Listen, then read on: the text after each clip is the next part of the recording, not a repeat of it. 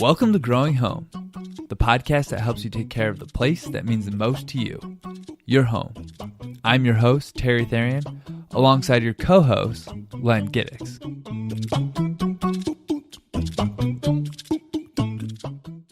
All right, Len, well, we're back in the studio here. Happy spring. Oh, happy spring, yes. And you've done some nice things to the studio. You've really... We've been cleaning it up, organizing it a little bit. You know, I guess you can call it spring cleaning. You could. So today we're going to talk about roses, and they're just arriving to the garden center. They're all budded up. Yep. You know, and there's so many different varieties. You know, why do you think they're so popular, or what makes them so popular? Well, a rose is identified by most everything. I mean, Mother's Day, a rose given to mom or grandmom is almost traditional in the United States. It's our national flower.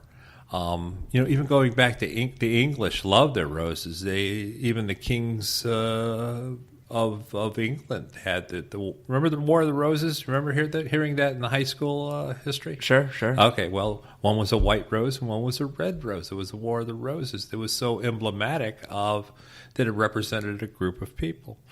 Of course, you have the Rose Bowl parade every January, right? Yeah, usually on New Year's Day. Oh, is that New Year's Day? Unless it's a Sunday, then they play on Monday. Really? Yeah, I read that. Yeah, little fun fact there. I've actually been to the Rose Parade.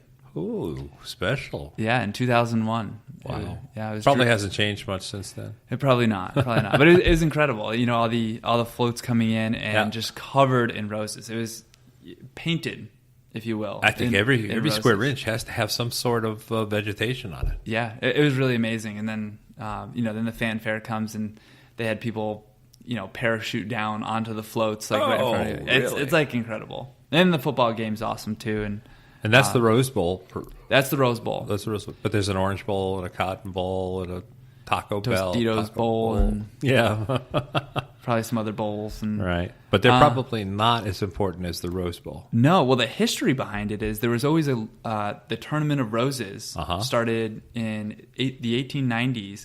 And it was chariot races, jousting, foot races, tug-of-war. Really manly sports there. Right. So then the progression into football in the early 1900s, no-brainer. But, the rose always, what was it, Shakespeare that said a rose by any other name never spells the same? That could have been. It could have been. I'm not quite sure. Me neither. I'm not up on my... Sounds good. Yeah, Sounds Shakespearean. Sure. Okay, let's do that. Yeah, Let's say it is. But it's always been emblematic. It represents a positive outcome. Okay, you do something good, you're smelling like a rose. You could smell like a lilac. That's pretty too, but no, you smell like a rose. Right. Yeah. Everything's coming up roses. That's a little bit dated, but Ethel Merman sang that song. Yeah. Most of my experience with roses is every Valentine's Day.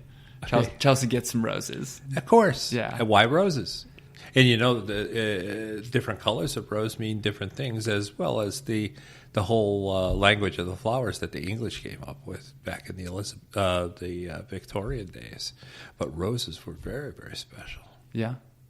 Or all the different colors and what they symbolize and friendship and A.N. love Pearson and Cromwell grew roses in greenhouses. That was their livelihood. They were so popular, and also, the rose represented life's vicious dichotomy. Okay, on one hand you had beauty, fragrance, and on the other side you had the thorns. The hurt with the beauty. You can't have one in life without experiencing the other. The sunshine and the rain. That's right. You just don't appreciate one without the other. Yeah. So that's why roses are so, I think, so important throughout history. I mean, it started with the Romans. They had the small roses. They didn't cultivate them necessarily, but they were recognized back then. Yeah. I mean, some of them were just incredibly. Whether it's a bush type rose with the number of flowers on it, or just a single rose itself and the number of petals in some of the newer ones. That's right. It keeps I shouldn't say this, but it keeps the wives happy.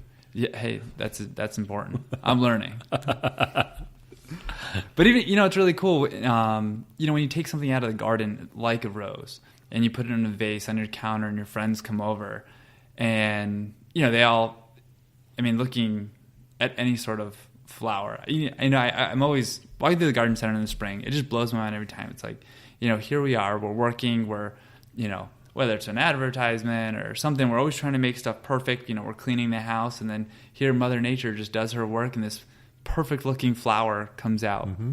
Yeah. And so when you have them on your counter, your friends come over, they're also in awe, and you can say, I grew that.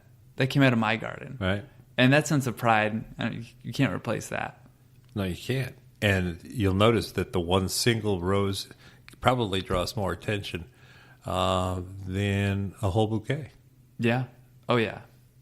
Boy, more is less. Less is more. Right? Less is more. Less is more. Oh, man. If I could get away with one rose on Valentine's Day. You can, unless you start off with a dozen. So why don't we talk about the history of roses, or the modern history of roses? Yeah, the modern history is, you could go on for 1,000 years, but let's go back to the 70s in the last century. Okay. And the garden centers were just becoming, a thing. And, the plastic containers that we see now are called cans in the nursery because back in the 70s, they actually were metal cans, not plastic containers. And so roses were presented at these garden centers as cans, in containers grown out. And we had basically the same types of roses. We had the tea roses, the multiflora roses, and we'll talk about the different types and what they mean in a little bit, climbing roses. And what was more rudimentary back then was the shrub rose. The shrub rose has really come into its own over the last 20 years, certainly, but over the last 30 years, definitely. Yep. The old-fashioned tea rose and some of the climbing roses were always grafted roses. In other words, the producers of roses would pick a very strong rootstock, and actually graft it, physically graft the top onto it, and the top would be different colors and whatever, and the rose on the bottom, what it came from was usually a red rose called Dr. Huey, and like most of the roses, rootstock was Dr. Huey. Wow. So. And up here in New England, the root is the most protected during the winter, so the top part might die off, but the rose would come up, but it would come up a different color. And it was like a miracle that you planted a yellow rose last year, but this year you got a red rose. Yeah, and it was always a mystery as to why that happened, but that's why it happened, because Dr. Huey was red. Gotcha. Yeah. So is that still common today in a lot of the roses? With some of the old-fashioned roses that are grafted, yes. The tea roses, it can happen, yeah. So that was our way of a genetic approach to keeping these beautiful ornamental roses that aren't necessarily made for our climate. Right, but now, within the last 15 years or so or more, there were always been own root roses. That's without the grafting at all, own root roses. And now there are many, many hardy own root roses. Gotcha. And that's the way to go. That's the way, in my humble opinion, yes, all the tea roses are nice, but they're a real pain. You need to... They're finicky. Yeah. And they're finicky. And there's so many easier roses to grow that are just as beautiful on their own root. Now, the tea rose, which is the standard garden rose, we'll say, with the longer stem and that you would cut to bring into your house. Gotcha. That's a tea rose. And they generally had very large flowers. They have generally large flowers, double petals, which means... There's just not a single row. There's multiple rows so when they open up, they have that. You can see the different layers of petals, right? Because like a single petal rose, it almost looks like a flat flower. Mm-hmm. Yep. And like the beach rose, that's a single flower, just one row of petals, and they would be fragrant. And back in the good old days, and the thorns, of course, were as large as any cats, and they would really grab onto you. And when you picked the rose, you would almost invariably get poked with a thorn. But the rose is so beautiful, and there's the romance to it all, Terry.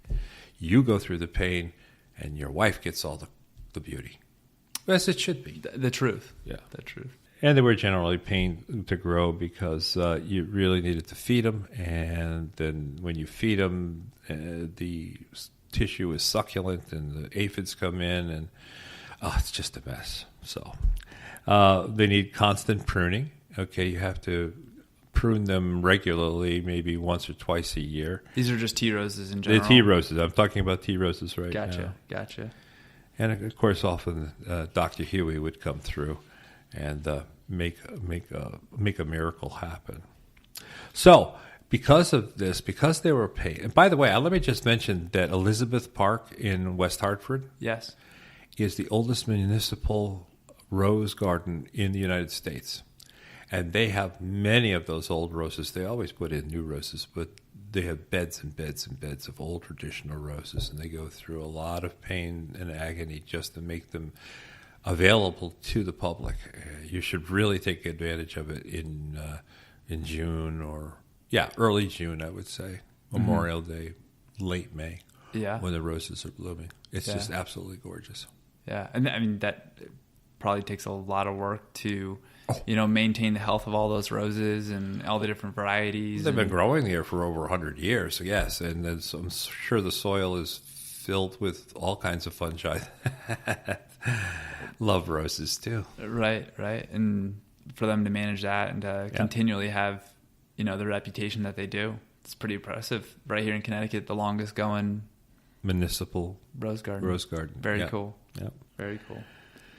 And so, the commercial breeders said, "Hey, you know what? This is ridiculous. Why don't we try to breed in some disease resistance, and then we won't have to worry about it?" Well, unfortunately, the genes are set up the way they are that in order to get disease resistance, scent tends to go away. So, as we gained more and more roses with disease resistance, we got less and less with a rose scent. Okay. And then someone said, well, these thorns are really getting in the way. Why don't we breed for a thornless rose? And so they did. So now you had a thornless, fragrantless rose that looked like a rose but never smelled as sweet. Nor was there that dichotomy that Shakespeare wrote about, that poets wrote about for years. Right, because without the thorns is the rose is beautiful. Yeah. Was it a rose anymore? That was the big question. Right. Without the struggle, would life be as beautiful? Therrien nailed it right on the head. Man, you are a philosopher. It is Poetry Hour on the Growing Home podcast. So, the breeders decided, well, maybe we better... And also, the flowers got bigger because that was the only thing left. Yeah. All right. So...